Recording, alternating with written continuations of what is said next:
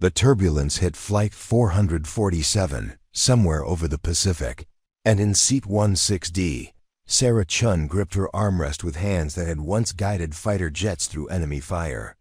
The Boeing 777 shuddered like a wounded bird, passengers gasping as their drinks spilled and overhead bins rattled with threatening clicks. But Sarah's eyes weren't on the chaos around her. They were fixed on the young woman in 16C, whose knuckles had gone white against her seat, whose breathing had become shallow and rapid in a way Sarah recognized too well. Preparing and narrating this type of story took us long efforts and hard work. So if you are enjoying the story, please consider subscribing to our channel. First time flying? Sarah asked softly, her voice carrying the steady calm that had once talked squadron mates. Through missile locks and engine failures, the woman barely 25, with auburn hair pulled back in a nervous ponytail, shook her head. No, I used to love flying, before. Her accent carried hints of something Eastern European, maybe Polish. Her name tag, partially visible beneath her cardigan, read, Kasia Refugee Services. Sarah studied her profile, noting the way Kasia's eyes darted to every exit, how she counted rows between herself and the emergency doors, how her breathing pattern matched someone fighting a panic attack. These weren't the fears of a nervous flyer. These were the reflexes of someone who had learned to calculate escape routes as a matter of survival. The aircraft steadied, but Kasia's grip didn't loosen. Sarah reached into her carry-on and pulled out a small, worn leather journal, its pages filled with sketches of aircraft, star charts, and notes in her precise handwriting. She'd carried it through 3 deployments, 2 wars, and 1 career that had ended not with fanfare, but with a medical discharge that still left her wondering who she was without wings. I'm Sarah, she said, offering the journal. Lieutenant Colonel, retired. Air Force. These are some sketches from my flying days, might help take your mind off the bumps. Kasia's eyes widened slightly as she accepted the journal, her fingers tracing the detailed drawings of F-16s in formation, combat maneuvers mapped out like poetry in motion. You were a pilot? 22 years. Started when women weren't even allowed in combat roles officially. Sarah's smile carried both pride and something harder to define. Had to fight for every hour in the cockpit, every mission, every chance to prove we belonged up there. As Kasia flipped through the pages, Sarah noticed how the young woman's breathing began to slow, how her shoulders gradually released their tension. There were pages of technical diagrams mixed with personal observations, notes about cloud formations at 30,000 feet, the way sunset looked different from above the atmosphere, sketches of fellow pilots who had become family. These are beautiful, Kasia whispered, pausing at a drawing of 4 jets in perfect diamond formation. You drew this? Over Afghanistan 2018. That was my squadron call signs: Viper, Ghost, Phoenix, and mine was Compass. Sarah pointed to each aircraft. We were covering a humanitarian convoy. Sometimes the most important missions aren't about combat, they're about making sure the right people get where they need to go safely. Something shifted in Kasia's expression, a recognition that went deeper than shared turbulence fears. She closed the journal carefully and handed it back, but her grip on the armrest had finally relaxed. I work with refugees, Kasia said quietly. People who had to leave everything behind. Sometimes I help with their travel arrangements, making sure they get to safety. She paused, glancing out the window at the endless blue. I used to coordinate flights out of Ukraine. Before the war got too close to home. The words hung in the recycled air between them, carrying weight that Sarah immediately understood. This wasn't about fear of flying, this was about the last flight, the one that had brought Kasia away from everything she'd known, everything she'd loved. When did you leave? Sarah asked, her voice gentle but direct in the way that invited truth. March 2022. I was working in Lviv, helping organize evacuations for families from the eastern regions. We had networks, Safe houses, drivers who knew the back roads. Kasia's voice took on the steady, practiced tone of someone who had told this story before, but never easily. I stayed as long as I could. Someone had to coordinate with the international organizations, make sure the children got priority on the transport planes. Sarah nodded, understanding the weight of responsibility that kept someone in harm's way long after common sense said to run. She'd felt it herself in Iraq, staying for one more mission, one more convoy that needed air cover, one more group of soldiers who needed to get home alive. What changed? Sarah asked. SIA was quiet for a long moment, watching the flight attendants move through their post-turbulent safety checks. When she spoke again, her voice was barely above a whisper. My apartment building. It was hit by a missile strike while I was at work. If I had been home sick that day, if I had taken a lunch break. She shrugged, but the gesture carried no casualness. My neighbors, the Kowalski family with their twin boys, Mrs. Petrov, who made the best pierogi in the building, they were all there. I lost everyone I considered family in one morning. Sarah felt the familiar tightness in her chest, the recognition of survivor's guilt that she'd carried since her own last mission. I'm sorry, she said, meaning it completely. The rescue workers found me 3 hours later, still digging through the rubble with my bare hands. I kept thinking I could hear voices, that maybe someone was trapped but alive. Kasia's fingers traced invisible patterns on her jeans. The Red Cross coordinator, this American woman named Janet, she physically pulled me away from the site. Sighed I was in shock that I needed medical attention. But you weren't ready to stop looking. I couldn't understand how the building could just disappear. How people could be laughing at breakfast and then just gone. Kasia turned to look directly at Sarah for the first time. Janet arranged for my evacuation. Emergency humanitarian visa. Said I could do more good helping refugees from a safe location than becoming one myself. Sarah recognized the look in Kasia's eyes, the same expression she'd seen in her own mirror after her medical discharge. The hollow gaze of someone whose purpose had been stripped away along with everything else they'd defined themselves by. But leaving felt like abandoning them, Sarah said. It wasn't a question, every day.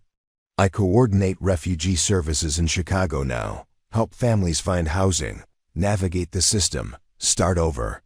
But I wake up every morning wondering who I could have helped if I'd stayed just one more day.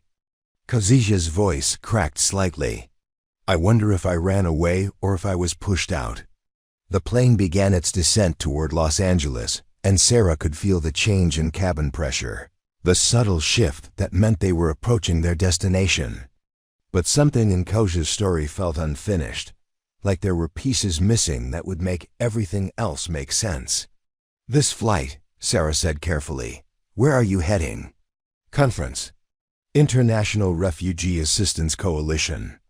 Kasia pulled a folder from her carry-on official documents. Presentation materials, the tools of someone who had rebuilt her life around helping others rebuild theirs. I'm giving a presentation on trauma-informed services for war refugees. Sharing what I learned, both from my work and from. She gestured vaguely at herself, from being one. Sarah studied the presentation title page, When Home Becomes Memory. Supporting refugees who lost everything. Beneath it, in smaller print. Presented by Kasia Nowak, LCSW, Refugee Services Coordinator. But there's something else, Sarah said, reading the tension that still hadn't left Kasia's posture. Something about this specific trip. Kasia nodded slowly, as if she'd been waiting for someone to ask the right question. The conference keynote. Speaker was supposed to be Colonel Rebecca Martinez. She's been working on veteran refugee support programs, helping former military personnel who became refugees themselves. People like, she paused, like me, was supposed to be? She had to cancel last minute. Family emergency. The organizers asked if I could expand my presentation to cover her material too. Kasia's hands trembled slightly as she reorganized her papers. The thing is, her research focuses on people who had military or defense backgrounds before becoming refugees. People who went from protecting others to needing protection themselves. Sarah felt something click into place. You weren't just coordinating civilian evacuations in Ukraine. I was a flight officer with the Ukrainian Air Force before I went civilian. Not a pilot, navigation and communications. But I worked closely with combat pilots, helped coordinate air support for ground operations. Kasia's voice grew stronger, more certain. When the invasion started, they called up reserves. I went back to active duty for 3 months before transferring to civilian refugee coordination. I thought I could be more useful there. The pieces of Kasia's story began to form a clearer picture in Sarah's mind. This wasn't just about a civilian who had lost her home. This was about a military officer who had chosen to leave her post to save others, who had traded her uniform for refugee work, who now carried the double weight of survivor's guilt and the question of whether she had abandoned her duty. "How many people did you help evacuate?" Sarah asked. "From Lviv?" "Maybe 300 families. But we had a network across 6 cities. Thousands." Kasia's voice carried a hint of pride before the shadow returned. "I keep wondering how many more we could have saved if I hadn't left. If I hadn't let one missile strike scare me away from my post." Kasia. Sarah's voice carried the authority of someone who had commanded squadrons, who had made life and death decisions in the span of heartbeats. "You didn't run away. You were reassigned to a different kind of mission." Before Kasia could respond, the captain's voice came over the intercom. "Ladies and gentlemen, we're beginning our final descent into Los Angeles International Airport. Flight crew, please prepare the cabin for landing." As they descended through the cloud layer, Sarah made a decision that would change both their lives. She pulled out her phone and opened her contacts, scrolling to a name she hadn't called in 2 years. Janet Morrison, Veterans Affairs. The Red Cross coordinator who helped you, was her last name Morrison? Kasia's eyes widened. "Yes. How did you?" "Because Janet Morrison isn't just Red Cross. She's a veteran advocate who specializes in helping military personnel transition to civilian humanitarian work. She's also the person who helped me figure out what to do with my life after I couldn't fly anymore." Sarah showed Kasia the contact information. "She didn't just evacuate you, Kasia. She recruited you." As the plane touched down at LAX, Sarah realized that this chance encounter in seat 16D wasn't really chance at all. And the story Kasia was about to tell at the conference, about trauma, about losing everything, about finding new ways to serve, was also Sarah's story, and the story of dozens of other veterans who had found themselves displaced not by war, but by the end of war, by injury, by the simple passage of time that eventually grounded every pilot. But there was still something Kasia wasn't telling her, something that had put that deeper shadow in her eyes when she mentioned the conference. Sarah could sense it the way she'd once sensed incoming missiles, a threat on the horizon that hadn't revealed itself yet. "Kasia," she said as they taxied to the gate, "what exactly are you supposed to present tomorrow?" The answer, when it came, would explain why Kasia's hands still shook when she thought about flying, and why she'd looked at Sarah's squadron sketches with something that went beyond admiration, something that looked almost like recognition. The rental car shuttle dropped Sarah and Kasia at the downtown Los Angeles hotel where the refugee conference was being held.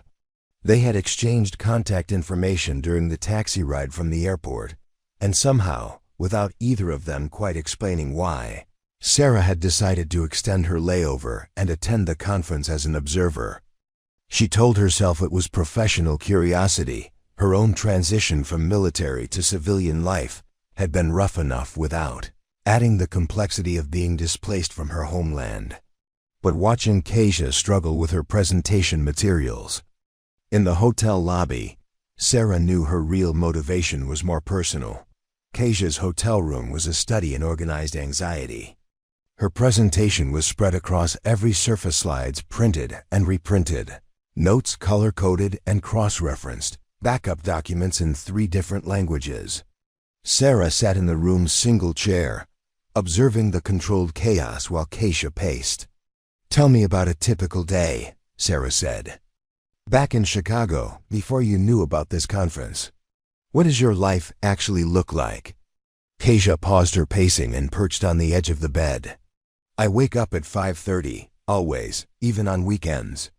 It's when I used to check morning intelligence reports." She smiled ruefully. "Now I check the overnight calls from the refugee hotline instead. That's early for social work. The overnight calls are usually the worst ones. People who couldn't sleep because of nightmares. Families who just arrived and don't understand why nothing here works the way it should." Kasia pulled a small notebook from her jacket pocket, different from Sarah's flight journal.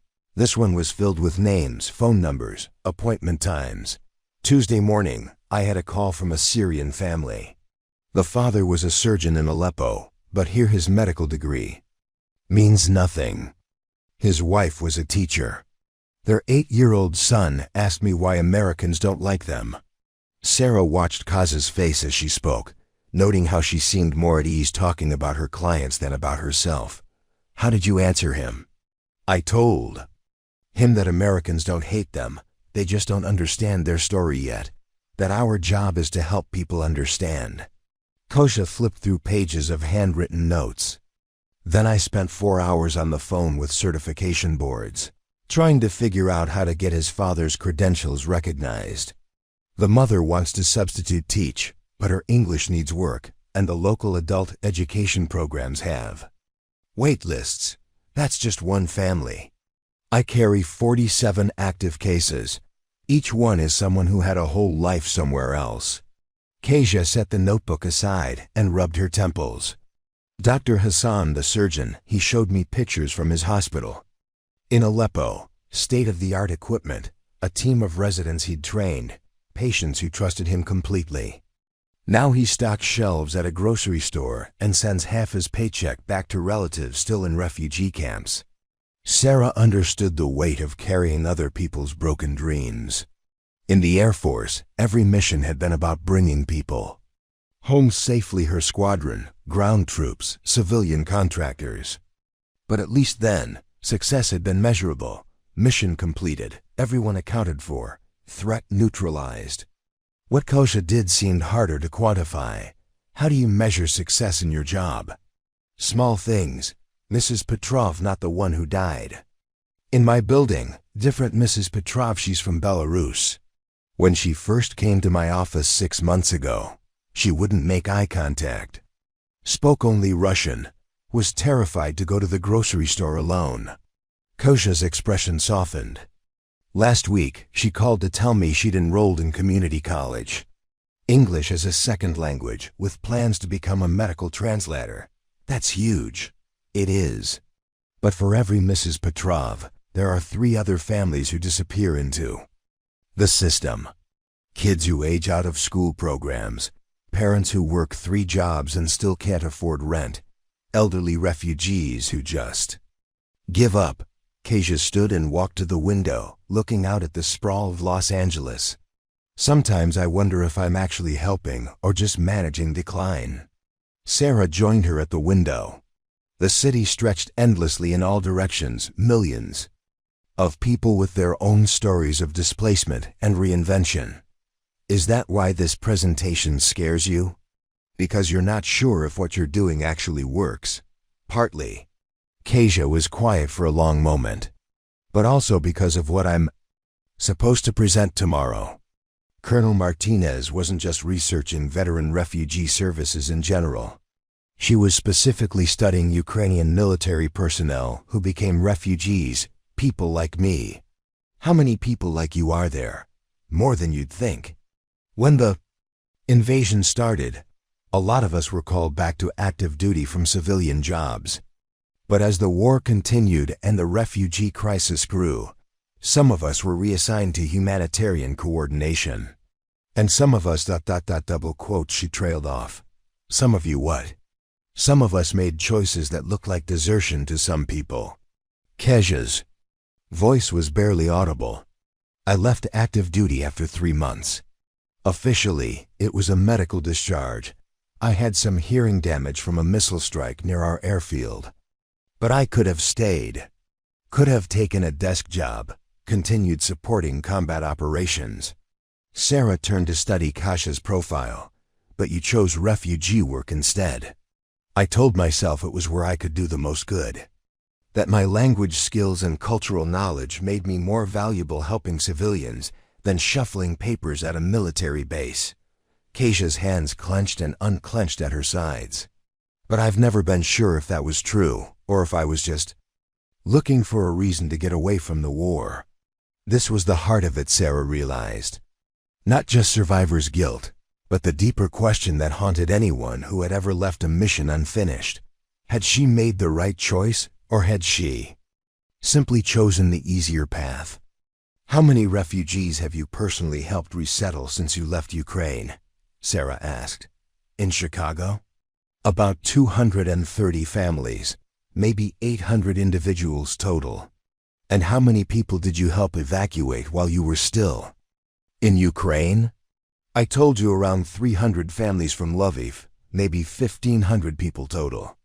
But the network we coordinated, so in less than 3 years as a refugee coordinator, you've helped more people find safety than you did during your entire military career and your time coordinating evacuations. Sarah's voice was gentle but firm, including the time you stayed behind after the missile strike. Kasia was quiet, processing this perspective. Outside, the afternoon light was beginning to shift toward evening, casting long shadows across the hotel room. There's something else, Kasia said finally. About tomorrow's presentation. Colonel Martinez wasn't just studying people like me academically. She was one of us. Meaning? She was military intelligence stationed in Poland as part of NATO support operations. She worked directly with Ukrainian defense coordination from 2019 until 2022, when the refugee crisis exploded. She requested reassignment to humanitarian work. Kasia pulled a folder from her presentation materials and handed Sarah a photograph. She's the one who helped develop the protocols I still use for military background refugees. The photograph showed a woman in her 40s, wearing both a U.S. Army dress uniform and a small pin that Sarah recognized, the international symbol for refugee services. But what caught Sarah's attention was the background. The woman was standing in what looked like an airport terminal, surrounded by families with suitcases and children. She developed your protocols by doing the work herself, Sarah said, for 18 months. She took leave from the Army and worked directly with refugee resettlement organizations across Europe. Her research wasn't theoretical, it was based on hundreds of cases she personally handled. Kasia took the photograph back, handling it carefully. She proved that military personnel transitioning to refugee work weren't abandoning their duty. They were expanding it. Sarah began to understand why this presentation felt so overwhelming to Kasia. It wasn't just about sharing her expertise. It was about defending a choice that she still wasn't sure she believed in herself. What happened to her? Sarah asked. She returned to active duty last year, but in a different role. She now leads a Pentagon initiative that coordinates between Defense Department resources and refugee resettlement organizations. Essentially, she institutionalized the work that people like me have been doing informally. So she proved it works. She proved that military personnel can effectively transition to refugee services, and that it's valuable enough for the Defense Department to support officially. Yes, but Kasia sat heavily on the bed. Her family emergency, the reason she couldn't come to this conference, it's because her son was deployed to Eastern Europe 3 weeks ago. Army intelligence, same specialty she had, and yesterday, her daughter enlisted. Air Force. The implications hung in the air between them. Colonel Martinez had spent years proving that military personnel could effectively transition to humanitarian work, had helped create official pathways for that transition, and now both her children were choosing to serve in the same way she had originally, in the same places where she had started. You're worried that your presentation is going to sound like you're trying to justify running away, while her children are running toward the same danger you left, Sarah said. Exactly.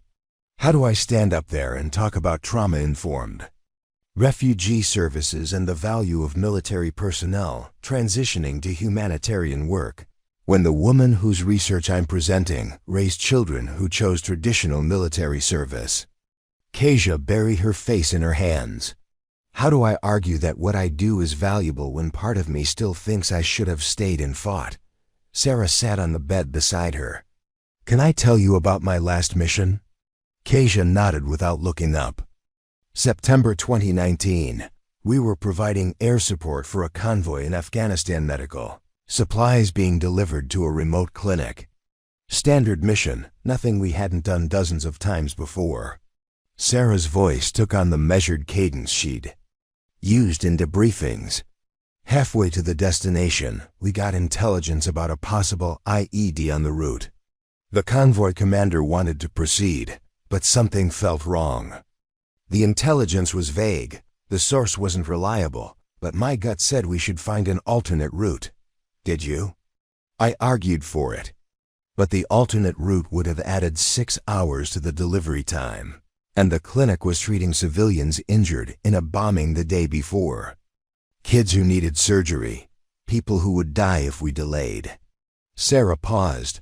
We proceeded on the original route. Kasia looked up, waiting. No IED. We delivered the supplies. The medical team saved lives, mission accomplished. But on the flight back, my aircraft developed engine trouble. I managed to make it back to base, but the damage was extensive. The investigation showed metal fatigue, something that had been developing for months, completely unrelated to the mission. But that ended your flying career. That ended my flying career. Medical board determined that the stress of the emergency landing had aggravated a pre-existing condition I didn't even know I had. Inner ear damage that affected my spatial orientation. Sarah smiled ruefully. I could have stayed in the Air Force in a non-flight capacity, but I chose medical discharge instead. Why? Because I thought if I couldn't fly, I couldn't serve. That everything else was just consolation prizes. Sarah turned to face Kasia directly. It took me 2 years to realize I was wrong. That maybe my service was just changing form, not ending. Kasia was quiet for a moment. What do you do now? I work with a nonprofit that provides flight training for young women interested in military aviation careers. We partner with the Air Force Academy to identify candidates who might not otherwise have access to flight training. Sarah pulled out her phone and showed Kasia a photograph of 6 young women in flight suits, standing in front of a small training aircraft. 4 of them are now in the Air Force, 2 are Navy pilots. One is flying commercial, but she volunteers, teaching aviation summer camps in underserved communities. So you're still creating pilots. I'm still serving. Just differently than I thought I would. Sarah put her phone away. Kasia, what if your choice wasn't about running away from war? What if it was about running toward a different kind of mission? Before Kasia could answer, her phone buzzed with a text message. She glanced at it, and her expression immediately changed. What is it? It's from Janet Morrison, the Red Cross coordinator who helped me evacuate. Kasia showed Sarah the message. Saw your name on the conference program. Can you call me tonight? Something you should know about tomorrow's audience. Sarah felt the same prickle of awareness she'd once felt before incoming threats. That doesn't sound like a routine check-in. No, Kasia said, already reaching for her phone. It doesn't. As Kasia dialed Janet's number, Sarah realized that whatever Kasia was about to learn would either give her the confidence she needed for tomorrow's presentation, or it would completely change what that presentation was supposed to be about. The story Kasia had been carrying about duty and abandonment. About service and survival was about to get more complicated. Janet Morrison's voice came through the phone speaker with the crisp authority of someone accustomed to managing crises. Sarah had given Kasia permission to put the call on speaker after all.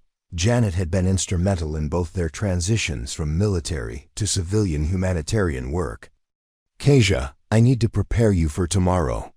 The audience isn't just refugee service coordinators and academic researchers. Janet's tone carried a warning.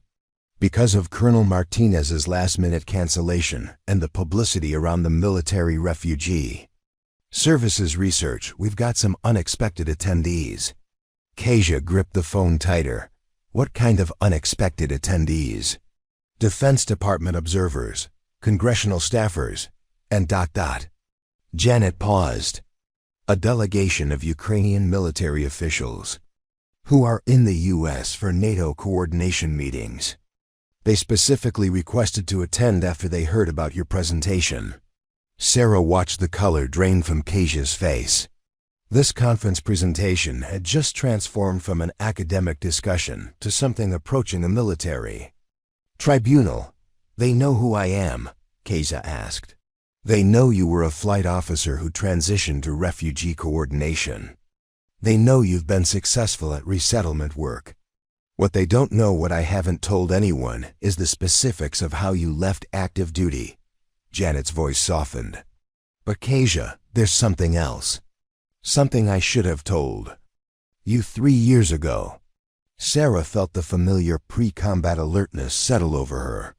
Whatever Janet was about to reveal, it was going to change everything about tomorrow's presentation.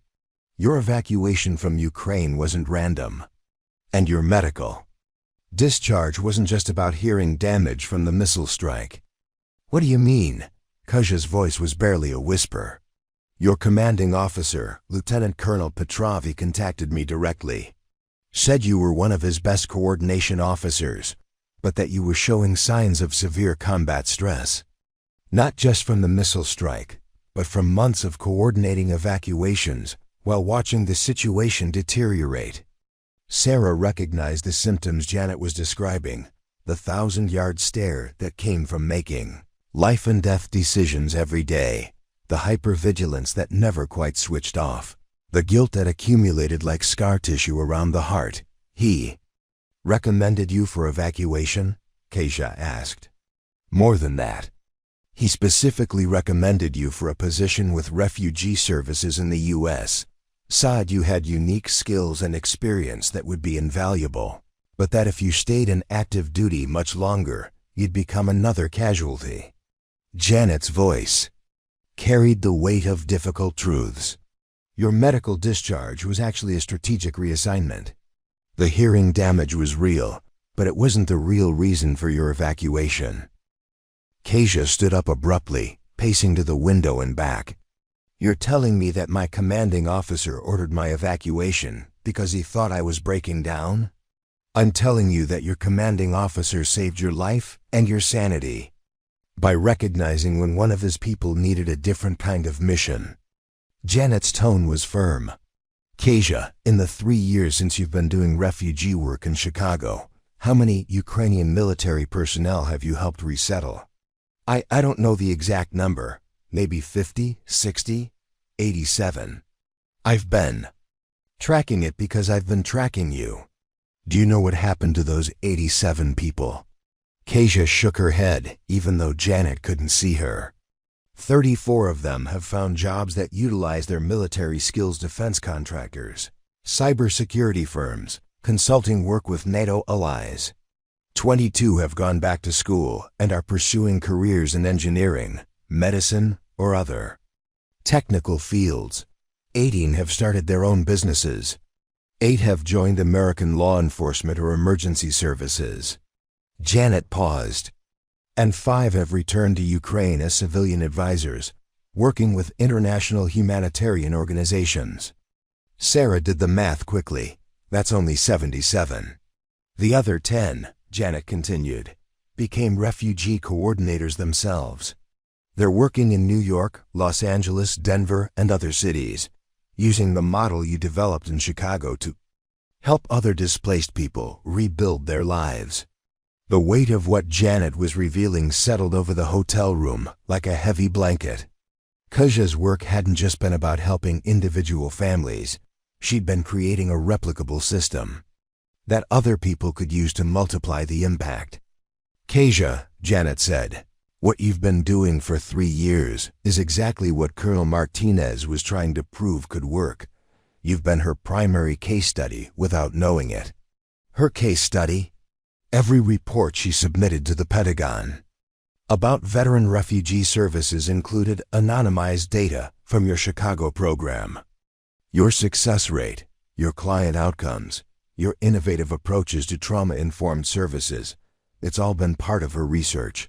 Janet's voice grew warmer. You haven't been abandoning your military service. You've been pioneering a new form of it. Sarah watched Kasia process this information, seeing the familiar struggle between relief and confusion that came with learning that a story you'd been telling yourself for years wasn't quite accurate. But tomorrow, Kasia said, those Ukrainian military officials, they're going to see me as someone who left when things got tough. Actually, Janet said, they're going to see you as someone who figured out how to extend military effectiveness beyond traditional combat roles. Lieutenant Colonel Petrov specifically requested that they attend your presentation. Petrov is here, in Los Angeles. He's leading the Ukrainian delegation. And Kasia, he brought something for you. Before Kasia could ask what that meant, there was a knock at her hotel room door. Sarah and Kasia exchanged glances, and Sarah moved to check the peephole. She saw a man in his 50s wearing a Ukrainian military dress uniform, flanked by 2 other officers and a woman in civilian clothes. I think your commanding officer is here, Sarah said. Kasia looked terrified. I can't. I'm not ready. I don't know what to say to him. Yes, you do, Sarah said firmly. You say the same thing you say to every refugee who walks into your office, looking for help. You tell him your story, and you listen to his. Sarah opened the door, and Lieutenant Colonel Petrov stepped into the room.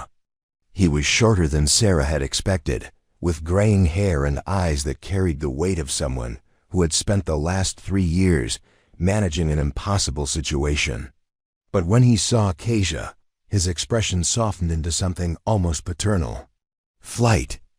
Officer Nowak, he said in accented English, then switched to Ukrainian for several sentences that Sarah couldn't understand, but could read in body language relief, pride, and something that looked like gratitude. Kasia responded in Ukrainian, her voice shaky at first but growing stronger.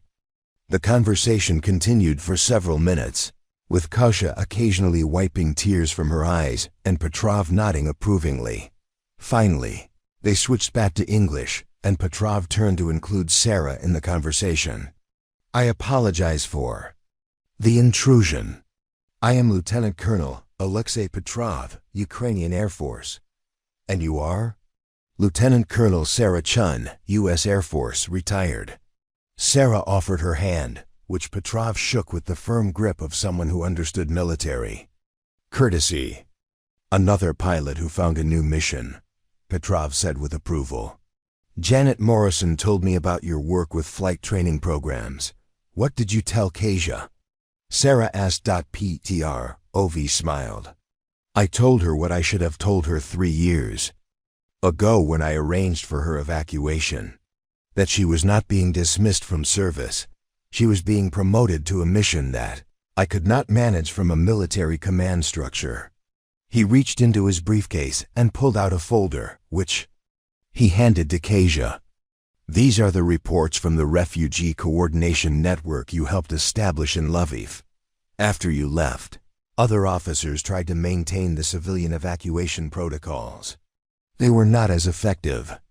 Kasia opened the folder, scanning documents. Written in Ukrainian, her eyes widened as she read. What does it say? Sarah asked.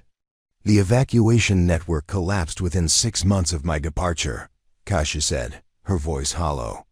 Without centralized coordination, the different organizations started competing for resources instead of sharing them. The number of successful evacuations dropped by 60%.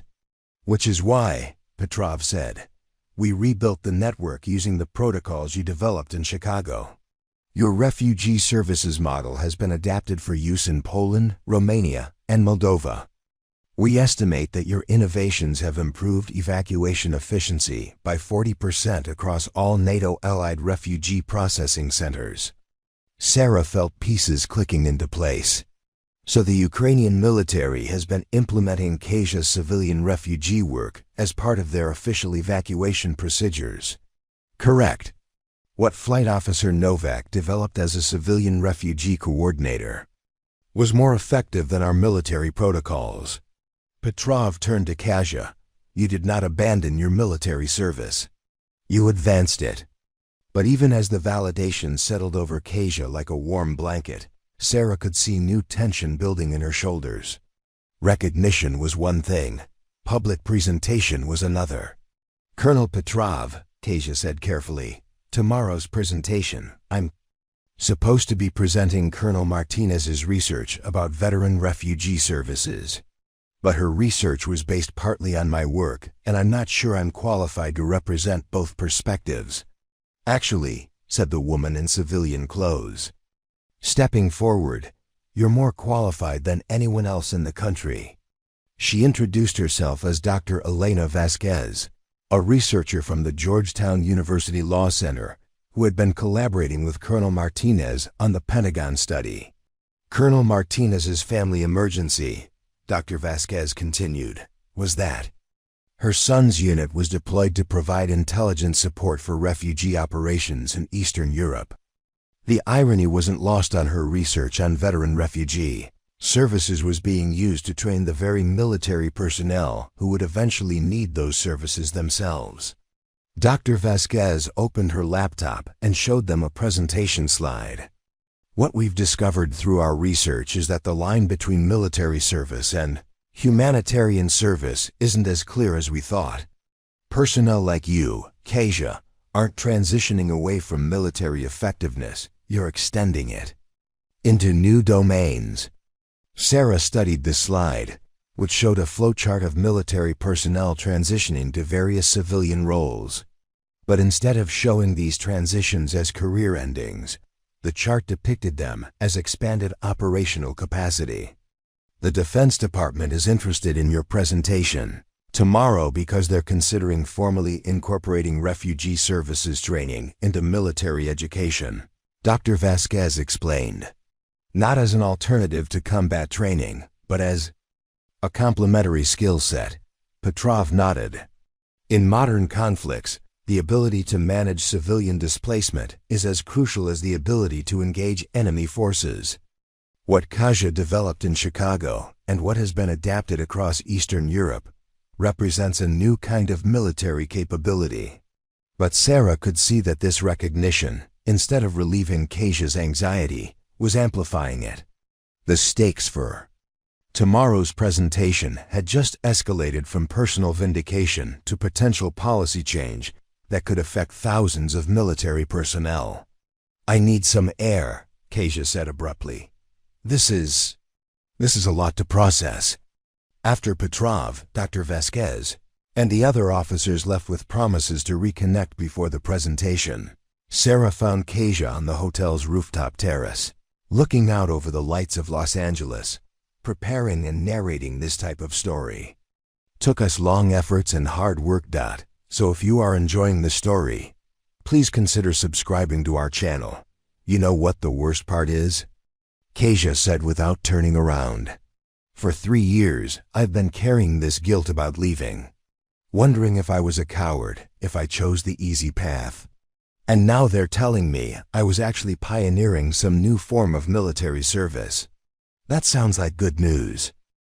It would be, except now instead of just sharing my experience with refugee services, I'm supposed to represent this whole new paradigm of military effectiveness. Kasia turned to face Sarah. What if I'm wrong? What if the work I've been doing only worked because I was running on guilt and trauma, and now that I know it's supposedly valuable, I won't be able to do it anymore? Sarah recognized the psychological trap Kasia was falling into, the same one she'd experienced when her flight training program had been recognized by the Air Force Academy. Success could be as destabilizing as failure when it challenged your fundamental understanding of yourself. "Can I tell you what I see when I look at your work?" Sarah said. Kasia nodded. "I see someone who figured out how to maintain operational effectiveness under impossible circumstances. You took military skills, coordination, logistics, crisis management, strategic thinking, and applied them to a civilian context in ways that nobody had tried before." Sarah moved to stand beside Kasia at the terrace railing. "The fact that it worked doesn't diminish the innovation. It validates it. But what if I can't explain it properly tomorrow? What if I make the whole concept sound naive or impractical? Then you'll be in good company. Every military innovation sounds impractical until it works." Sarah smiled. "Besides, you won't be explaining theory tomorrow. You'll be telling stories about actual people whose lives were changed by the work you did." They stood in comfortable silence for a few minutes, watching the city lights blur into patterns that reminded Sarah of aerial navigation charts. Finally, Kasia spoke again. "There's something else I haven't told you about why this presentation feels so overwhelming." Sarah waited. 6 months ago, I got a call from a family in Chicago. Ukrainian refugees, a mother and teenage daughter. The mother had been a nurse in Kyiv. The daughter was a high school senior who wanted to study engineering. Kasia's voice grew quieter. "They'd been processed through 3 different refugee services before they got to me, and each time, they'd been told there wasn't much that could be done. The mother's nursing credentials weren't recognized. The daughter's transcripts from Ukraine weren't acceptable for college applications. But you found a way to help them. It took 4 months. I connected the mother with a program that helps foreign-trained nurses get U.S. certification. I worked with the daughter's school to develop a portfolio that colleges would accept instead of traditional transcripts." Kasia paused. "The daughter got into UCLA, full scholarship. She's studying aerospace engineering." Sarah felt a chill of recognition. "Aerospace engineering. She wants to be a pilot. Says that someday, she wants to fly missions that help people the way someone helped her family escape Ukraine." Kasia turned to look directly at Sarah. "Her name is Anya Kowalski. She's going to be in the audience tomorrow." The weight of this revelation settled between them. This wasn't just about Kasia presenting research or defending her career choices. This was about demonstrating, in real time, the kind of ripple effects that happened when military personnel successfully transitioned to humanitarian work. "She's coming to support you," Sarah said. "She's coming because she wants to understand how military service and humanitarian work connect. She's considering applying for Air Force ROTC, but she also wants to work with refugee services." Kasia smiled for the first time since they'd arrived in Los Angeles. "She asked me if it was possible to do both. To be a pilot and also help refugees." "What did you tell her?" "I told her I didn't know. That when I was her age, those seemed like completely separate paths." Kasia looked back out over the city. "But maybe tomorrow, I'll have a better answer." As they headed back inside, Sarah realized that Kasia's presentation had evolved far beyond what either of them had expected. It wasn't just about sharing research or defending career choices. It was about articulating a new vision of what military service could look like in an era when the biggest threats weren't always military ones. But first, they had to get through a night of preparation that felt more like pre-mission briefings than academic conference prep. And Sarah was beginning to suspect that tomorrow's presentation was going to reveal challenges neither of them had anticipated. The story was about to get much more complicated. The conference hall buzzed with an energy that reminded Sarah of pre-mission briefings, that particular combination of anticipation, expertise, and barely contained nervous energy that happened when professionals gathered to discuss matters of life and death. But as she surveyed the audience from her seat in the 3rd row, Sarah realized this gathering was unlike any military briefing she'd ever attended. The audience was a patchwork of uniforms and civilian clothes, name tags in multiple languages, and conversations happening in at least 6 different tongues. She spotted Lieutenant Colonel Petrov near the front, flanked by his Ukrainian delegation. Across the aisle, she recognized the posture and bearing of American military personnel, some in uniform, others in the carefully pressed civilian clothes that marked recently retired service members. But what caught her attention was the young woman in the second row, auburn hair pulled back in a ponytail that reminded Sarah of Kasia's nervous habit from the airplane. This had to be Anya Kowalski, the refugee turned engineering student, who wanted to understand how to be both a pilot and a humanitarian. Dr. Elena Vasquez approached the podium to introduce Kasia, and Sarah felt the familiar pre-combat alertness settle over her. Whatever was about to happen, it was going to be significant. Ladies and gentlemen, we're honored today to hear from someone who has lived both sides of the military-humanitarian service equation. Dr. Vasquez began. Kasia Nowak served as a flight officer with the Ukrainian Air Force before transitioning to civilian refugee coordination. In 3 years of service in Chicago, she has developed innovative approaches to refugee services that have been adopted by organizations across North America and Europe. Sarah watched Kasia approach the podium, noting the way she moved with the controlled precision of someone who had learned to manage fear by maintaining perfect posture and measured breathing. But there was something different about her demeanor. Now the uncertainty from the night before had been replaced by a kind of focused intensity that reminded Sarah of pilots preparing for complex missions. 3 years ago, Kasia began, her voice carrying clearly through the hall sound system. I sat in an airplane seat, fleeing my homeland and wondering if I was a coward. Today, I stand before you not to defend that choice, but to share what I've learned about service, survival, and the unexpected ways that military training can save lives in civilian contexts. She clicked to her first slide, which showed a photograph of the Lviv apartment building where she had lived before and after the missile strike. This is where I learned that the line between combatant and civilian is not as clear as military doctrine suggests. I was a flight officer, trained in navigation and communications. But when missiles started falling on civilian buildings, my training became about coordinating evacuations, managing logistics for refugee movements, and learning to make life and death decisions about people who had never chosen to be part of a war. Sarah could feel the attention in the room sharpen. This wasn't the academic presentation the audience had expected. This was a battlefield report. In the first month of the invasion, I helped coordinate the evacuation of 300 families from Lviv. We used military protocols adapted for civilian populations, secure communications, redundant transportation networks, distributed command structures that could function even if individual coordinators were killed or displaced. Kasia clicked to the next slide, showing a flowchart that looked like a military operations plan but was labeled Civilian Evacuation Network, Lviv Region. What we discovered was that refugee services and military operations have more in common than anyone had realized. Both require rapid assessment of changing conditions. Both depend on coordination between multiple agencies with different capabilities. And both succeed or fail based on the ability to maintain operational effectiveness under extreme stress.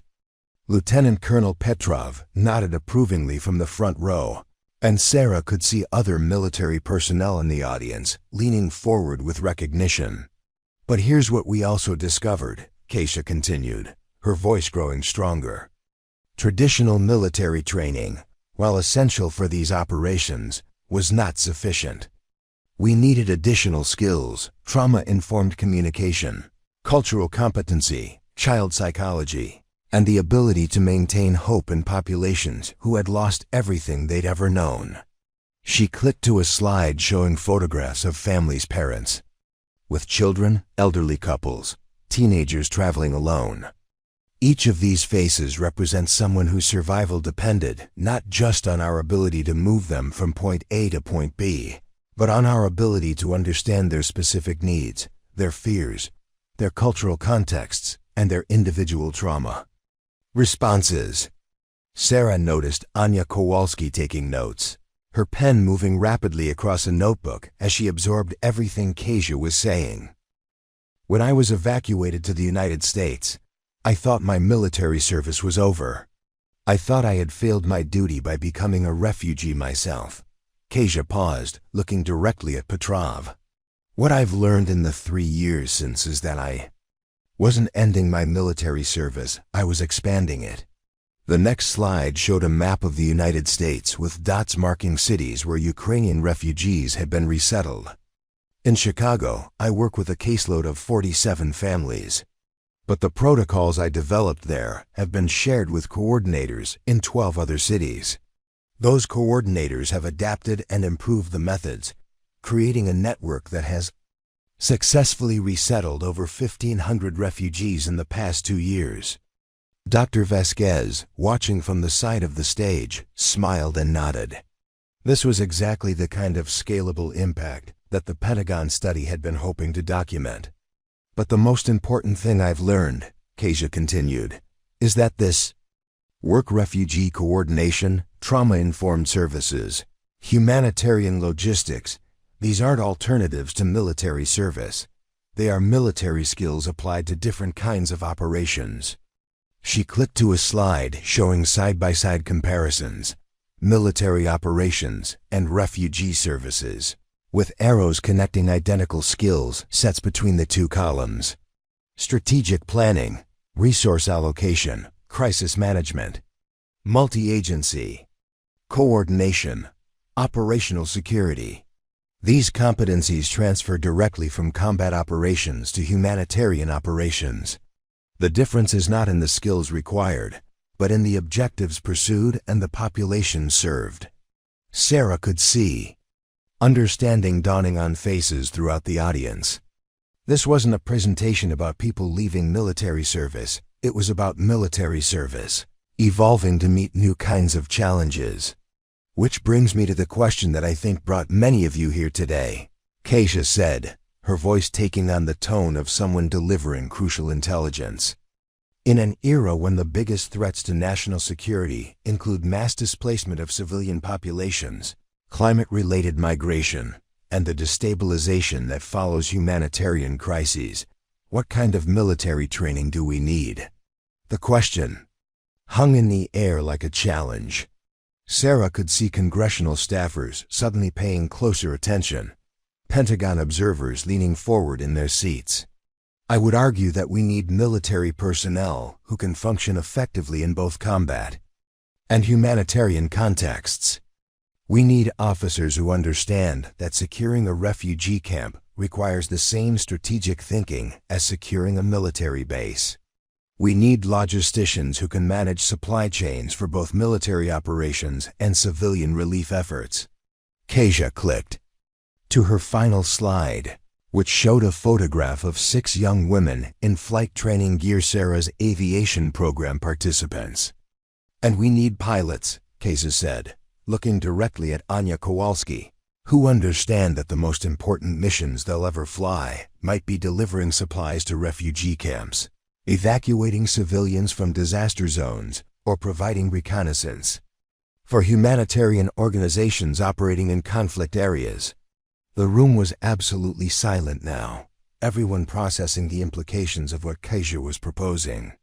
The question is not whether military personnel should transition to humanitarian work, Kasia concluded. The question is whether our military training should include humanitarian competencies from the beginning. Whether we should be preparing service members for the reality that in 21st century conflicts, the ability to protect and assist civilian populations is as crucial as the ability to engage enemy forces. She clicked off her presentation and looked out over the audience. I'm happy to answer questions, but first, I'd like to invite Lieutenant Colonel Petrov to share his perspective on how the Ukrainian military has begun implementing some of these integrated approaches. As Petrov approached the podium, Sarah felt a shift in the room's energy. This presentation had just transformed from an academic discussion into what felt like a policy proposal with immediate, real-world implications. But before Petrov could speak, a voice called out from the middle of the audience. "Flight Officer Nowak," the voice said in accented English. Sarah turned to see a man in a Russian military uniform rising from his seat. "I have a question about your evacuation protocols." The temperature in the room seemed to drop 10 degrees. Sarah could see security personnel at the back of the hall suddenly becoming more alert, and she noticed several Ukrainian delegation members exchanging sharp glances. Kasia looked directly at the man, her expression calm but wary. "Yes, Colonel Viktor Kozlov, Russian Federation Army. I'm here as an observer for you and peacekeeping operations." His voice carried the formal politeness of military diplomacy, but Sarah could hear an undertone that set every one of her instincts on edge. "I'm curious about how your evacuation protocols account for the security challenges of moving large civilian populations through contested territory." Sarah realized that this wasn't just a question, it was a test.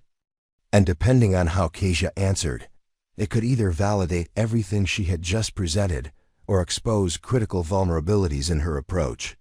The room held its breath, waiting to see how a former Ukrainian flight officer would respond to strategic questioning from a Russian colonel in a room full of international military observers. This was the moment when Kasia's presentation would either establish her as a credible voice in military-humanitarian integration or reveal the limits of translating combat experience to civilian contexts. Sarah found herself leaning forward, every instinct telling her that the next few minutes would determine not just the success of Kasia's presentation, but potentially the future of military-humanitarian cooperation on an international scale. Kasia studied Colonel Kozlov for a long moment, and Sarah could see her processing not just the question, but the broader implications of who was asking it and why. The tension in the room was palpable. Ukrainian and Russian military officers in the same space, discussing evacuation protocols that had been developed in response to a conflict between their nations. "Colonel Kozlov," Kasia said finally, her voice carrying the measured professionalism of someone who had learned to navigate impossible situations. "That's an excellent question, and it goes to the heart of why military-humanitarian integration is so crucial." She moved away from the podium, walking to the edge of the stage in a way that included the entire audience in her response. Traditional evacuation protocols assume clear lines between friendly and hostile territory. But in modern conflicts, those lines don't exist. Civilian populations are displaced through areas where the security situation changes hourly, where the same road might be safe in the morning and controlled by hostile forces by afternoon. Sarah could see military personnel throughout the audience, nodding in recognition of this reality. "Our protocols in Ukraine accounted for this by implementing what we called adaptive security networks," Kasia continued. "Instead of relying on fixed routes or predetermined safe zones, we developed systems that could respond in real time to changing conditions." She gestured toward Lieutenant Colonel Petrov. "Colonel Petrov can speak to the military aspects of this approach, but from a humanitarian perspective, it meant training civilian coordinators to think like military planners while maintaining the cultural sensitivity and trauma-informed approaches that civilian populations require." Colonel Kozlov remained standing. "Can you provide a specific example of how this worked in practice?" "Certainly." Kasia's response was immediate, suggesting she had dealt with similar challenges many times before. "In March 2022, we were coordinating the evacuation of families from a suburb of Kharkiv.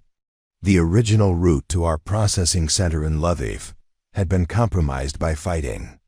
Traditional protocols would have meant either canceling the evacuation or waiting for military forces to secure the route." Sarah could see that everyone in the room was listening intently now, including congressional staffers who were taking detailed notes. Instead, we activated our adaptive network. Civilian coordinators worked with military intelligence to identify 3 alternative routes in real time. We had refugee families waiting at multiple staging points so we could adjust their movement based on which routes remained secure. Kasia's voice grew more confident as she described the operation. The key innovation was that civilian coordinators had direct communication with military units, but they also had independent decision-making authority based on their assessment of civilian needs. And the result? Kozlov asked. We successfully evacuated 230 people over a 3-day period, using all 3 routes as conditions changed. More importantly, we did it without requiring dedicated military resources for civilian protection, because our coordinators were trained to integrate with existing military operations rather than compete with them for resources. Dr. Vasquez stepped forward with her laptop. If I may, this is exactly the kind of operation that our Pentagon study has been analyzing. She pulled up a new slide showing operational diagrams. What Flight Officer Nowak is describing represents a fundamental shift in how we think about force multiplication in complex operational environments. Sarah watched as understanding spread across the faces of military observers in the audience. This wasn't just about helping refugees, it was about increasing overall operational effectiveness in situations where military and civilian objectives were intertwined. But Colonel Kozlov wasn't finished. Flight Officer Nowak, you mentioned that civilian coordinators had independent decision-making authority. How did this work when civilian assessments conflicted with military priorities? The question was pointed, and Sarah could see that it touched on one of the most challenging aspects of military-civilian cooperation, the question of who had ultimate authority in crisis situations. Kasia nodded, acknowledging the complexity of the question. It happened more often than you might expect. There were situations where military commanders wanted to prioritize certain evacuations based on strategic considerations, while civilian coordinators were focused on humanitarian priorities, unaccompanied children, medical emergencies, families with special needs. How are those conflicts resolved? Through a protocol we developed called integrated decision matrices. Instead of having parallel chains of command that operated independently, we created joint decision-making processes that considered both military and humanitarian factors. In every major evacuation decision, Kasia gestured toward the audience. I see we have representatives from multiple countries here, and I suspect many of you have dealt with similar challenges in your own operations. The traditional approach has been to treat military objectives and humanitarian objectives as separate concerns that need to be balanced against each other. What we learned is that they're often the same objective viewed from different perspectives. Lieutenant Colonel Petrov stood up. If I may add to Flight Officer Nowak's response, the integrated approach she describes has been adopted by Ukrainian forces as standard protocol for all civilian evacuation operations. We have found that evacuation efficiency improves by approximately 40% when civilian coordinators are embedded with military units from the planning stage. Sarah could see congressional staffers exchanging meaningful glances. This was exactly the kind of measurable improvement in operational effectiveness that would interest policymakers, but the most significant response came from an unexpected source. Anya Kowalski, the young engineering student, raised her hand. Yes? Kasia said, recognizing her. Anya stood, and Sarah could see her hands shaking slightly with nerves. Ms. Nowak, I'm Anya Kowalski. You helped my mother and me resettle in Chicago 2 years ago. A murmur went through the audience as people realized they were witnessing the kind of personal impact that lay behind the operational statistics. I'm studying aerospace engineering now, and I'm considering applying for Air Force ROTC. Anya continued, her voice growing stronger. But I also want to continue working with refugee services. After hearing your presentation, I'm wondering if there are formal pathways for military personnel to develop both sets of skills.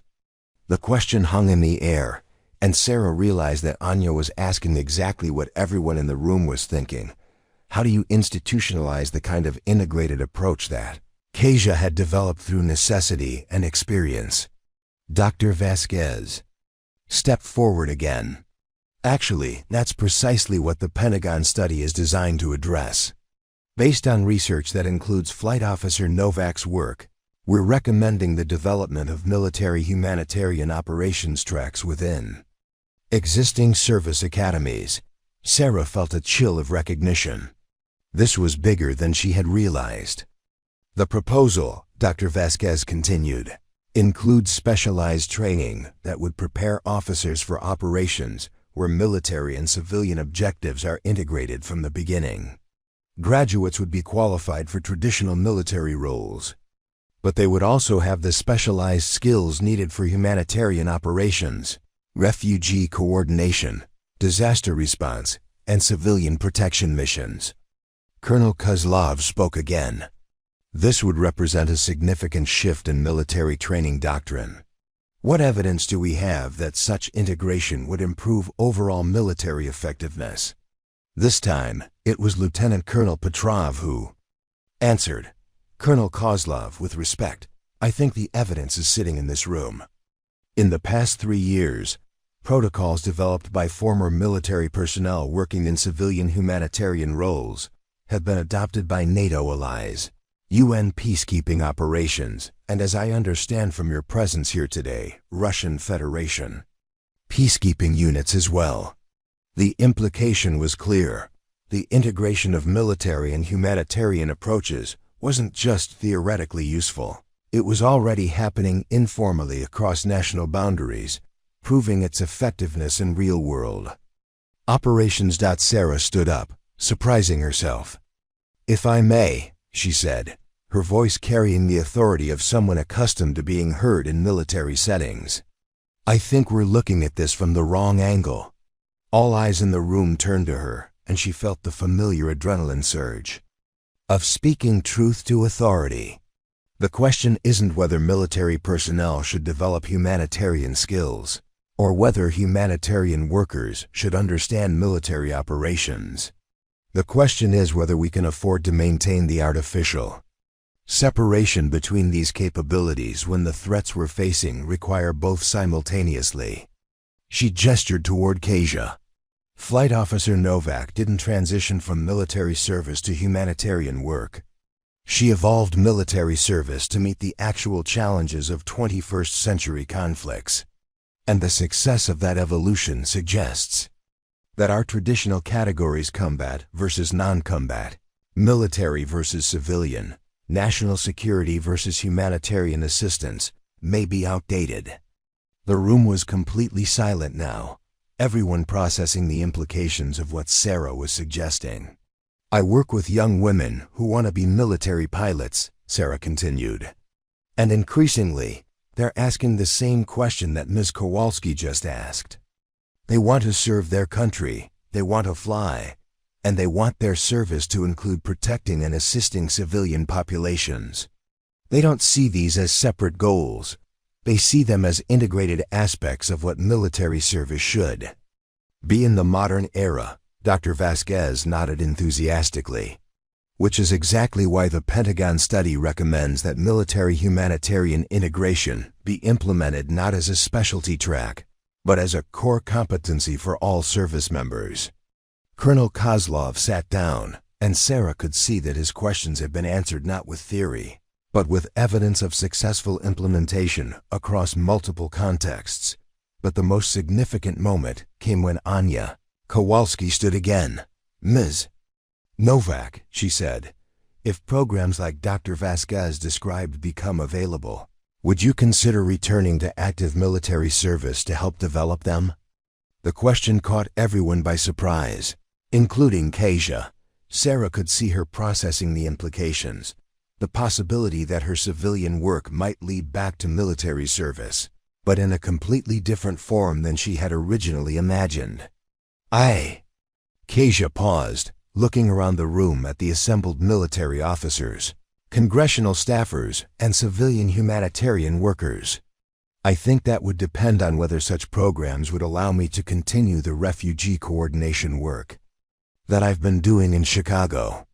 Actually, Dr. Vasquez said with a smile, the programs we're proposing would expand that work exponentially.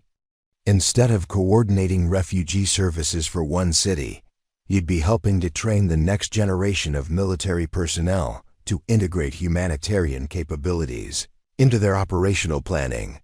Lieutenant Colonel Petrov stood again. Flight Officer Nowak, on behalf of the Ukrainian delegation, I would like to formally invite you to consider returning to active duty as a consultant for our NATO integration programs. Your expertise in military-humanitarian operations would be invaluable as we develop new protocols for alliance cooperation. Sarah watched as the implications of the day's events settled over the room. What had begun as one woman's attempt to defend her career choices had evolved into a proposal for fundamental changes in how military services approach training and operations.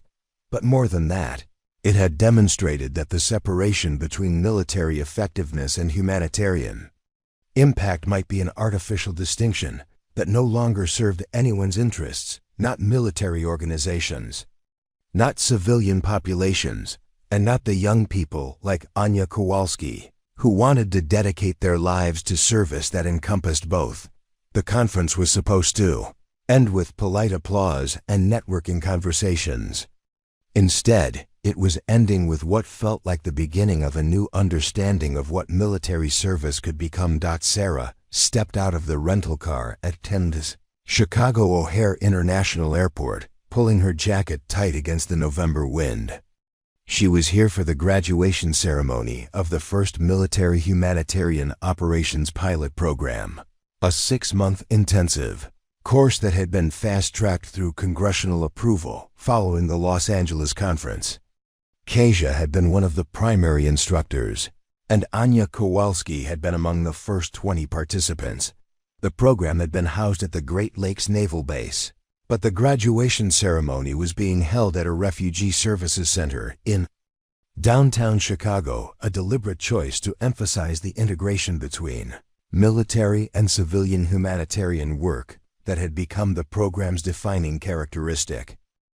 As Sarah entered the community center, she was struck by the diversity of the audience. Military uniforms mixed with civilian clothes, name tags in multiple languages, families who had clearly traveled long distances to be there. She spotted Lieutenant Colonel Petrov near the front, now wearing a NATO liaison badge alongside his Ukrainian insignia. Dr. Vasquez was setting up presentation equipment, and Janet Morrison was coordinating with what appeared to be a film crew, apparently. The Defense Department wanted to document this first graduation for training purposes, but what caught Sarah's attention was Kasia herself, standing at the podium wearing a uniform that Sarah didn't immediately recognize. It wasn't Ukrainian Air Force, and it wasn't any use military branch she knew. That's the new NATO Humanitarian Operations Command uniform, a voice said behind her. Sarah turned to see Colonel Martinez, the researcher whose last-minute cancellation had started this entire chain of events. Rebecca Martinez, the woman said, extending her hand. I finally made it to one of these events. My son's deployment ended last month, and my daughter finished her Air Force training. They're both here somewhere. Sarah shook her hand, studying the slight woman who had inadvertently catalyzed so much change. Your research made all this possible. Actually, I think Flight Officer Nowak's willingness to share her story made it possible. My research just provided the academic framework. Colonel Martinez gestured toward the podium. She's been promoted, by the way. Major Nowak now assigned to the new NATO Humanitarian Operations Command as Director of Training Development. Sarah felt a surge of pride that surprised her with its intensity. So she did go back to active duty, in a way. The NATO Command is a joint civilian-military organization. She holds military rank, but half her staff are civilian humanitarian workers, and her budget comes from both defense and humanitarian assistance allocations. Colonel Martinez smiled. It's exactly the kind of integrated approach she advocated for in Los Angeles. The ceremony began with Kasia Nowak introducing the 20 graduates of the pilot program. Sarah listened as she described each person's background and their final projects, noting how many different paths had led people to this integrated approach to service.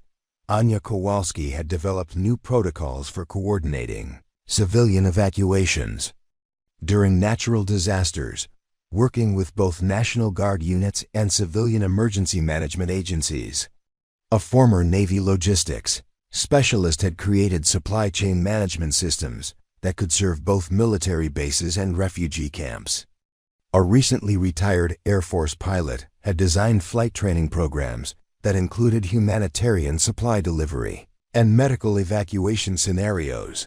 But the most significant presentation came from an unexpected source, a young Russian officer named Captain Elena Volkov, who had participated in the program through a special exchange agreement with UN peacekeeping operations. 6 months ago, Captain Volkov said, her accent similar to Colonel Kozlov's, but her demeanor completely different. I believe that military effectiveness and humanitarian concerns were fundamentally incompatible. I thought that focusing on civilian protection would compromise our ability to achieve military objectives.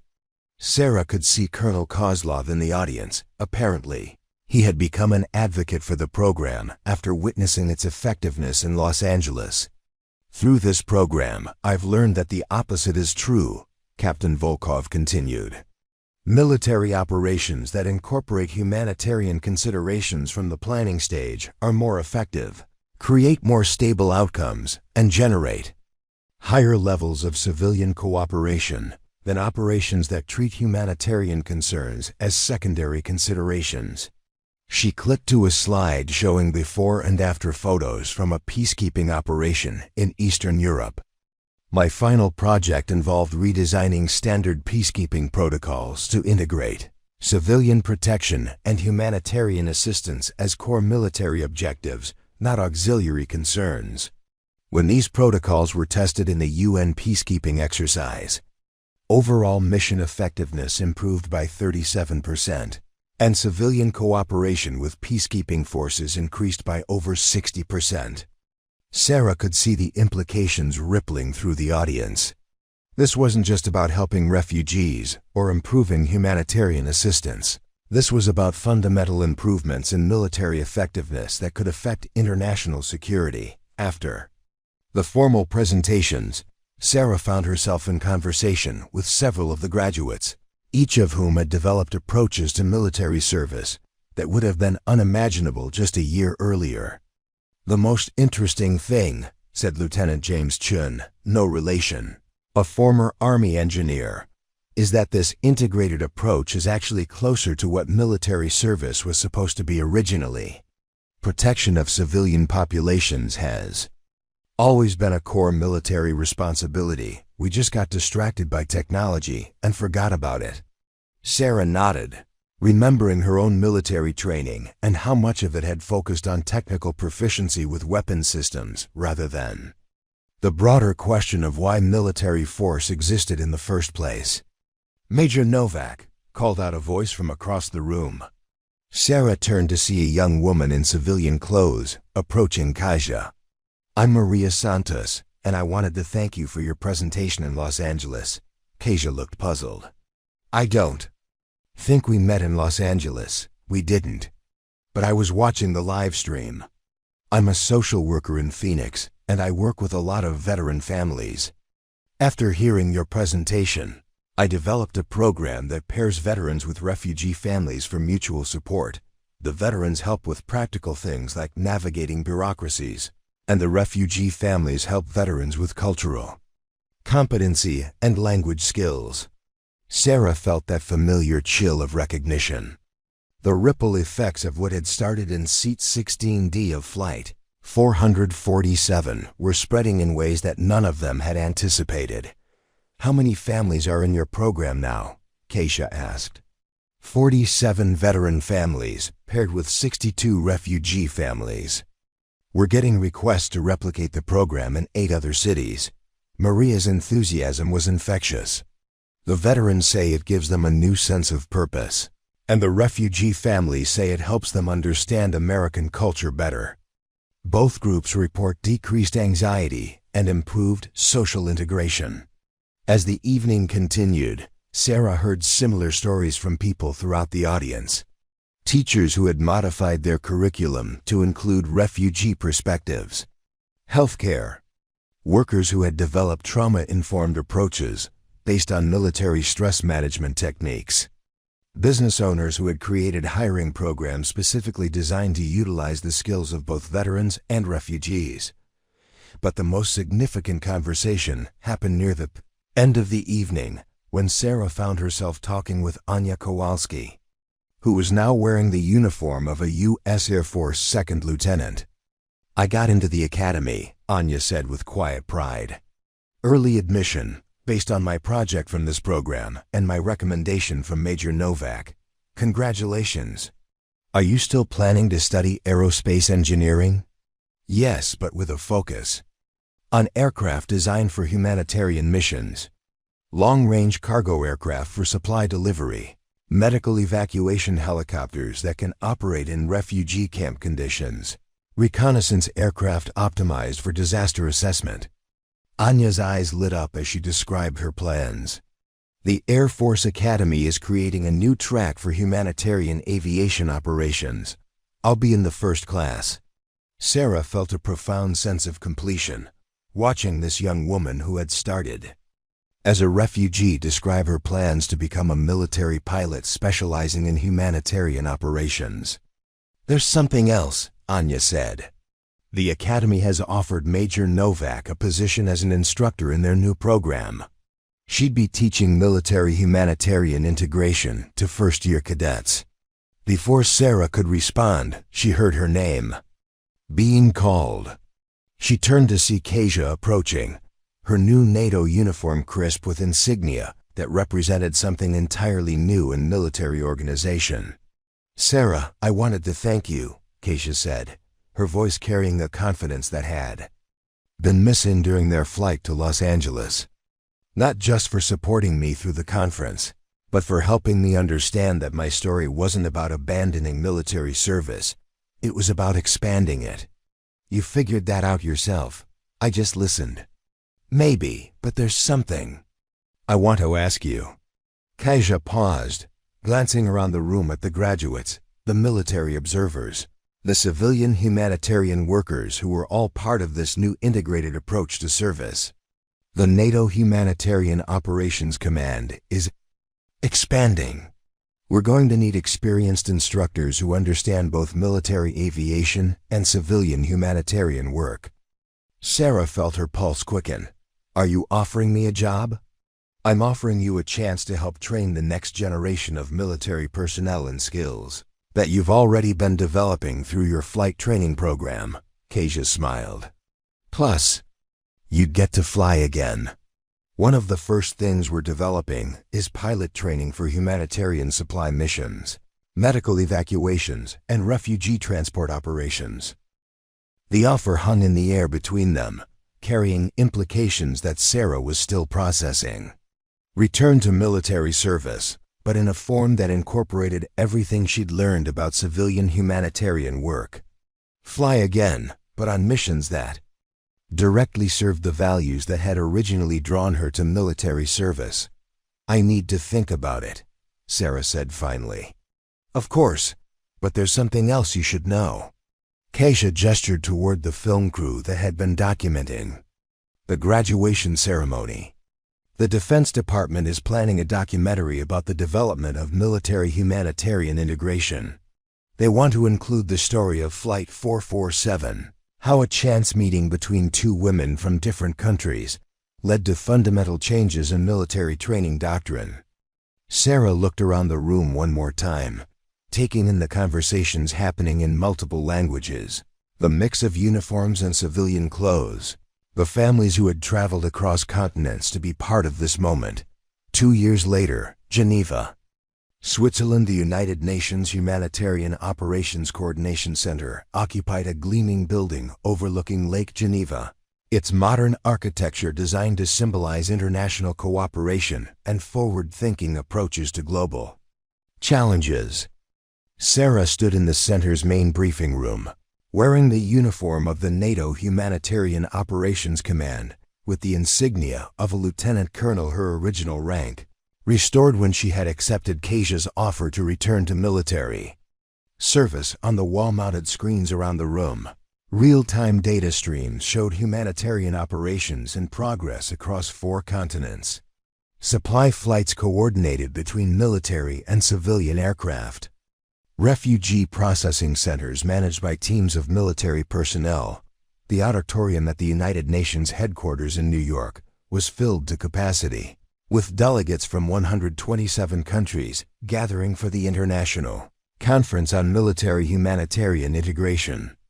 The marble walls bore witness to decades of diplomatic negotiations, but today's gathering represented something unprecedented, a fundamental consensus on how military forces could serve humanitarian purposes without compromising their effectiveness.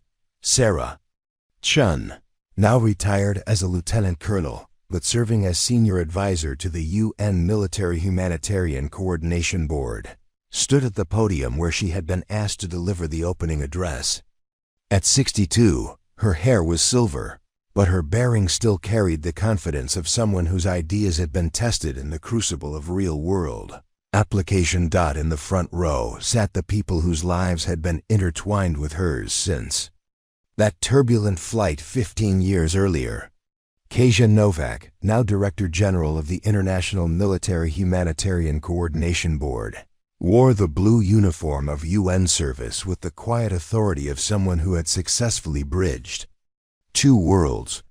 Colonel Anya Kowalski, commander of the Global Humanitarian Aviation Corps, represented the next generation of officers who had never known a military that separated combat effectiveness from civilian protection. But what moved Sarah most was seeing Emma Sen Rodriguez in the audience, now 26 and recently graduated from the Integrated Training Program, wearing the uniform of a newly commissioned officer in the International Humanitarian Command. Emma had chosen a different path than Sarah had originally envisioned, but it was a path that honored both military service and humanitarian values in ways that hadn't existed when Sarah was her age. 15 years ago, Sarah began, her voice carrying clearly through the assembly hall. 2 women met on Flight 447 from Los Angeles to Chicago. One was a Ukrainian refugee coordinator questioning whether she had abandoned her military duty by choosing humanitarian work. The other was an American Air Force pilot wondering whether her military career had meaning after medical issues ended her combat flying. She clicked to her first slide, showing a photograph of Flight 447's passenger manifest from March 2025, with 2 names highlighted: Sarah Chen, Seat 16D, and Kasia Nowak, Seat 16C. Neither of them knew that their conversation during that flight's turbulence would become the foundation for the most significant evolution in military doctrine since the Geneva Conventions.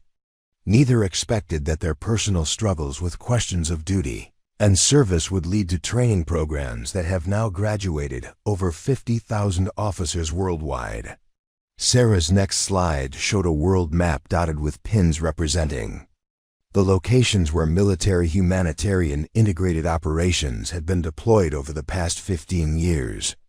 Today, military-humanitarian integration is not an experimental concept.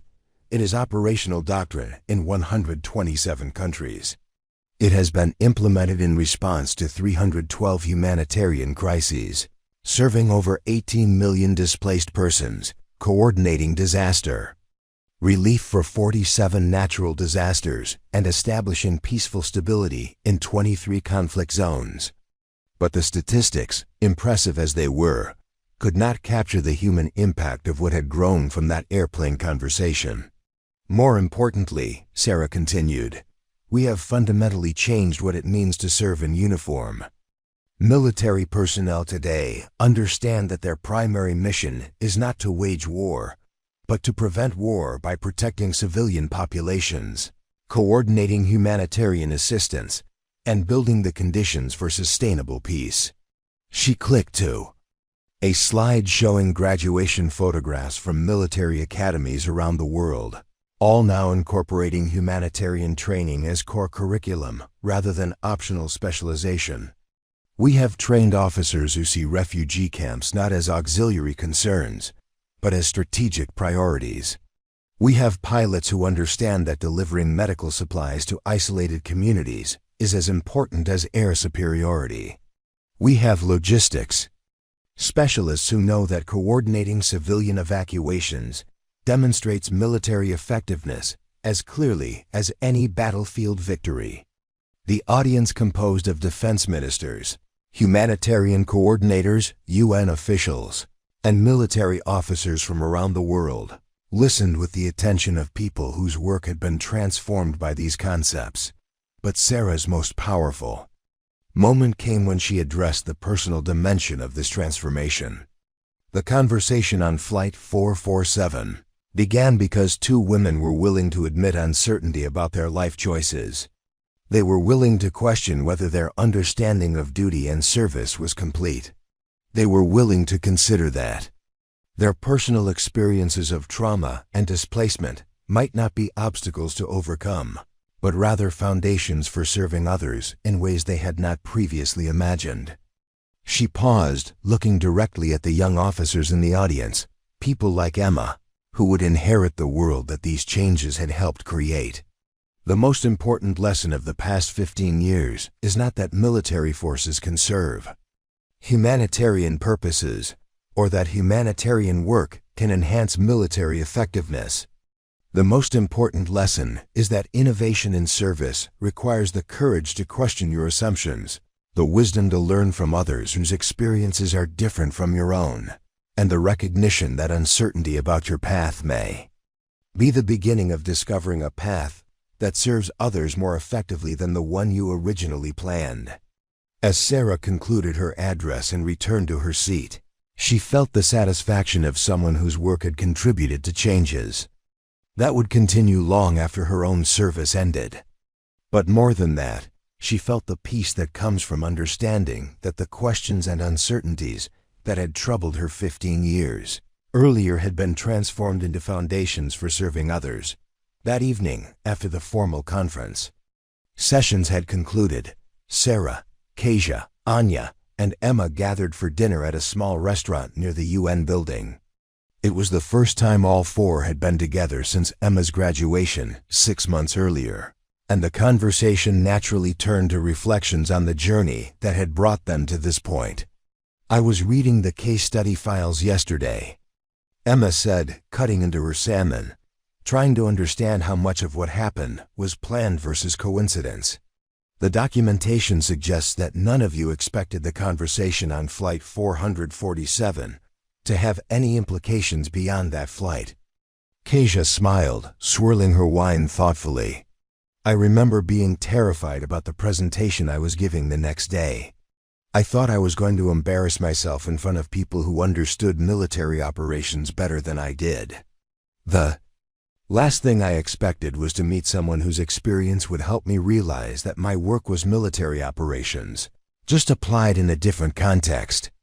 And I remember thinking that my military career was over," Sarah added. "That if I couldn't fly combat missions, I couldn't contribute to military effectiveness. I had no idea that the conversation with Kasia would help me discover forms of service that were more meaningful than anything I had done in combat aviation." Anya, now 31 and carrying the quiet confidence of someone who had commanded humanitarian aviation operations on 4 continents, looked at Emma with curiosity. "What made you decide on the integrated program instead of traditional military training?" The offer hung in the air between them, carrying implications that Sarah was still processing. Return to military service, but in a form that incorporated everything she'd learned about civilian humanitarian work. Fly again, but on missions that directly served the values that had originally drawn her to military service. "I need to think about it," Sarah said finally. "Of course, but there's something else you should know." Kasia gestured toward the film crew that had been documenting the graduation ceremony. The Defense Department is planning a documentary about the development of military-humanitarian integration. They want to include the story of Flight 447, how a chance meeting between two women from different countries led to fundamental changes in military training doctrine. Sarah looked around the room one more time, taking in the conversations happening in multiple languages, the mix of uniforms and civilian clothes, the families who had traveled across continents to be part of this moment. 2 years later, Geneva, Switzerland. The United Nations Humanitarian Operations Coordination Center occupied a gleaming building overlooking Lake Geneva. Its modern architecture designed to symbolize international cooperation and forward-thinking approaches to global challenges. Sarah stood in the center's main briefing room, wearing the uniform of the NATO Humanitarian Operations Command, with the insignia of a lieutenant colonel, her original rank, restored when she had accepted Kasia's offer to return to military service. On the wall-mounted screens around the room, real-time data streams showed humanitarian operations in progress across 4 continents. Supply flights coordinated between military and civilian aircraft. Refugee processing centers managed by teams of military personnel. The auditorium at the United Nations headquarters in New York was filled to capacity, with delegates from 127 countries gathering for the International Conference on Military-Humanitarian Integration. The marble walls bore witness to decades of diplomatic negotiations, but today's gathering represented something unprecedented, a fundamental consensus on how military forces could serve humanitarian purposes without compromising their effectiveness.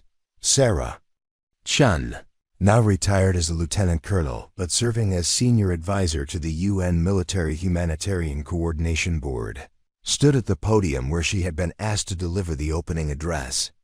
At 62, her hair was silver, but her bearing still carried the confidence of someone whose ideas had been tested in the crucible of real-world application. In the front row sat the people whose lives had been intertwined with hers since that turbulent flight 15 years earlier. Kasia Nowak, now Director General of the International Military-Humanitarian Coordination Board, wore the blue uniform of UN service with the quiet authority of someone who had successfully bridged 2 worlds. Colonel Anya Kowalski, commander of the Global Humanitarian Aviation Corps, represented the next generation of officers who had never known a military that separated combat effectiveness from civilian protection. But what moved Sarah most was seeing Emma Cien Rodriguez in the audience, now 26 and recently graduated from the integrated training program, wearing the uniform of a newly commissioned officer in the International Humanitarian Command. Emma had chosen a different path than Sarah had originally envisioned, but it was a path that honored both military service and humanitarian values in ways that hadn't existed when Sarah was her age. 15 years ago, Sarah began, her voice carrying clearly through the assembly hall. 2 women met on Flight 447 from Los Angeles to Chicago. One was a Ukrainian refugee coordinator, questioning whether she had abandoned her military duty by choosing humanitarian work. The other was an American Air Force pilot, wondering whether her military career had meaning after medical issues ended her combat flying.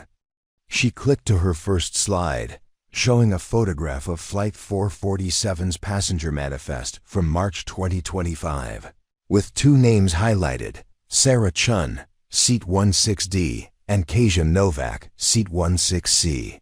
Neither of them knew that their conversation during that flight's turbulence would become the foundation for the most significant evolution in military doctrine since the Geneva Conventions.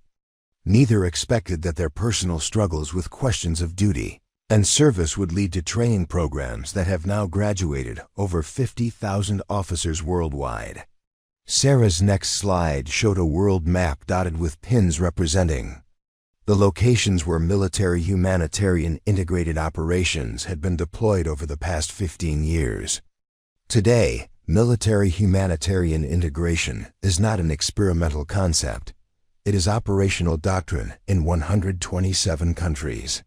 It has been implemented in response to 312 humanitarian crises, serving over 18 million displaced persons, coordinating disaster relief for 47 natural disasters, and establishing peaceful stability in 23 conflict zones. But the statistics, impressive as they were, could not capture the human impact of what had grown from that airplane conversation. More importantly, Sarah continued, we have fundamentally changed what it means to serve in uniform.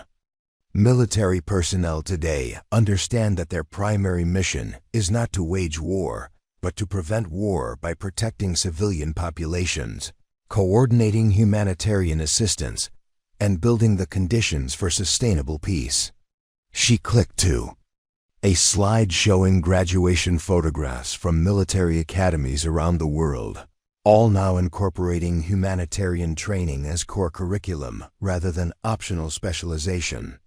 We have trained officers who see refugee camps not as auxiliary concerns, but as strategic priorities. We have pilots who understand that delivering medical supplies to isolated communities is as important as air superiority. We have logistics specialists who know that coordinating civilian evacuations demonstrates military effectiveness as clearly as any battlefield victory. The audience composed of defense ministers, humanitarian coordinators, UN officials, and military officers from around the world listened with the attention of people whose work had been transformed by these concepts. But Sarah's most powerful moment came when she addressed the personal dimension of this transformation. The conversation on Flight 447 began because two women were willing to admit uncertainty about their life choices. They were willing to question whether their understanding of duty and service was complete. They were willing to consider that their personal experiences of trauma and displacement might not be obstacles to overcome, but rather foundations for serving others in ways they had not previously imagined. She paused, looking directly at the young officers in the audience, people like Emma, who would inherit the world that these changes had helped create. The most important lesson of the past 15 years is not that military forces can serve humanitarian purposes, or that humanitarian work can enhance military effectiveness. The most important lesson is that innovation in service requires the courage to question your assumptions, the wisdom to learn from others whose experiences are different from your own, and the recognition that uncertainty about your path may be the beginning of discovering a path that serves others more effectively than the one you originally planned. As Sarah concluded her address and returned to her seat, she felt the satisfaction of someone whose work had contributed to changes that would continue long after her own service ended. But more than that, she felt the peace that comes from understanding that the questions and uncertainties that had troubled her 15 years earlier had been transformed into foundations for serving others. That evening, after the formal conference sessions had concluded, Sarah, Kasia, Anya, and Emma gathered for dinner at a small restaurant near the UN building. It was the first time all four had been together since Emma's graduation 6 months earlier, and the conversation naturally turned to reflections on the journey that had brought them to this point. I was reading the case study files yesterday, Emma said, cutting into her salmon, trying to understand how much of what happened was planned versus coincidence. The documentation suggests that none of you expected the conversation on Flight 447 to have any implications beyond that flight. Kasia smiled, swirling her wine thoughtfully. I remember being terrified about the presentation I was giving the next day. I thought I was going to embarrass myself in front of people who understood military operations better than I did. The last thing I expected was to meet someone whose experience would help me realize that my work was military operations, just applied in a different context. And I remember thinking that my military career was over, Sarah added. That if I couldn't fly combat missions, I couldn't contribute to military effectiveness. I had no idea that the conversation with Kasia would help me discover forms of service that were more meaningful than anything I had done in combat aviation. Anya, now 31 and carrying the quiet confidence of someone who had commanded humanitarian aviation operations on 4 continents, looked at Emma with curiosity. What made you decide on the integrated program instead of traditional military training? But now, unlike 15 years earlier, there were military personnel around the world who were trained to respond to these challenges, not as competing priorities requiring impossible choices, but as integrated challenges that could be addressed most effectively through integrated approaches that honored both military effectiveness and humanitarian values. The story that had begun with 2 women questioning their life choices had become a new understanding of what service could mean in the 21st century. And somewhere, on flights around the world, other conversations were undoubtedly happening between people who were questioning their assumptions about duty, service, and the ways that personal uncertainty could become the foundation for serving others. The ripple effects would continue to spread. One conversation at a time, one questioning moment at a time, one willingness to consider that incomplete understanding might be the beginning of more complete service. 15 years later, Flight 447's legacy lived on not in the specific policies or training programs it had inspired, but in the ongoing recognition that the courage to question, the wisdom to learn, and the commitment to serve others could transform both individual lives and the institutions designed to protect and serve civilian populations around the world. The conversation continued.